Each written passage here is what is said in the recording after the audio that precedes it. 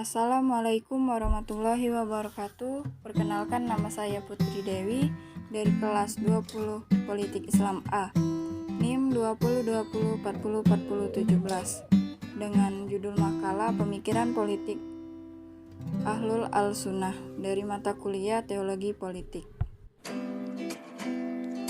Generik pengertian Ahlul Sunnah dan Aswajah adalah mereka yang selalu mengikuti perilaku sunnah Nabi dan para sahabatnya.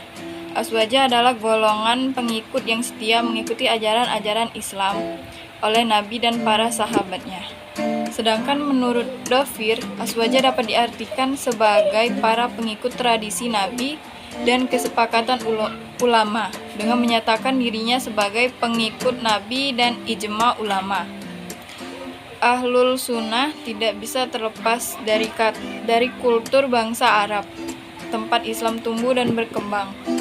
Untuk pertama kalinya, seperti kita ketahui bersama, bangsa Arab adalah bangsa yang terdiri dari beraneka ragam dan suku dan kabilah yang biasanya hidup secara peduli dari watak alami dan karakteristik daerahnya yang sebagai besar pedang pasir. Watak orang Arab sulit bersatu dan bahkan ada titik kesatuan di antara mereka merupakan suatu yang hampir mustahil.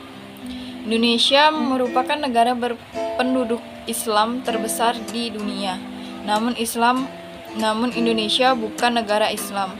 Hal ini menjadi menarik karena sebagai negara berpenduduk Muslim terbesar di dunia, tetapi Indonesia tidak menjadikan Islam sebagai dasar negara atau bentuk pemerintahannya. Hal ini merupakan hasil kesepakatan para pendiri bangsa.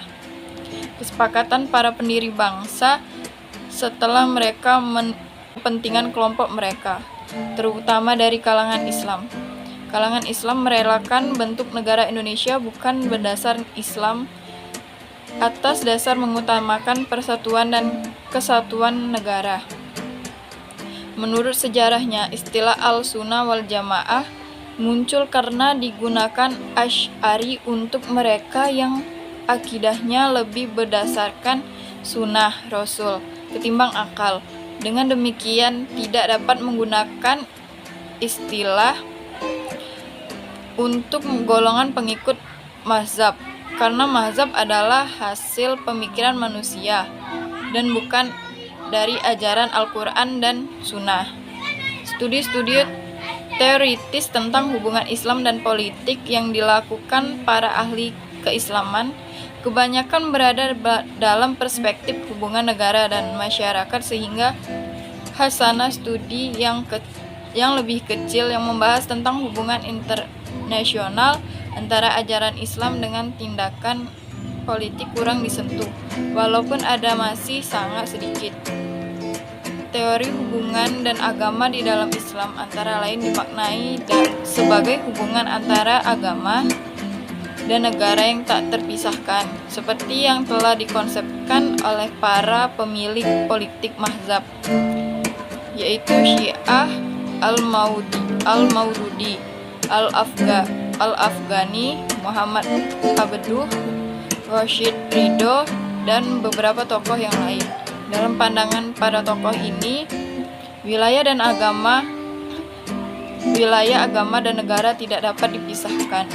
Wilayah agama juga meliputi wilayah politik atau negara. Oleh karena itu, menurut paradigma, negara merupakan lembaga politik dan keagamaan sekaligus.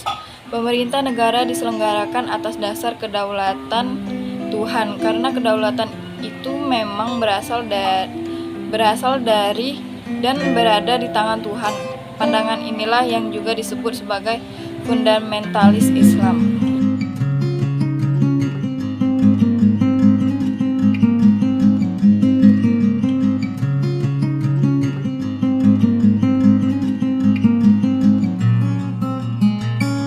Itu saja penjelasan dari saya. Saya akhiri, wabillahi taufiq wal hidayah. Wassalamualaikum warahmatullahi wabarakatuh. Sekian dan terima kasih.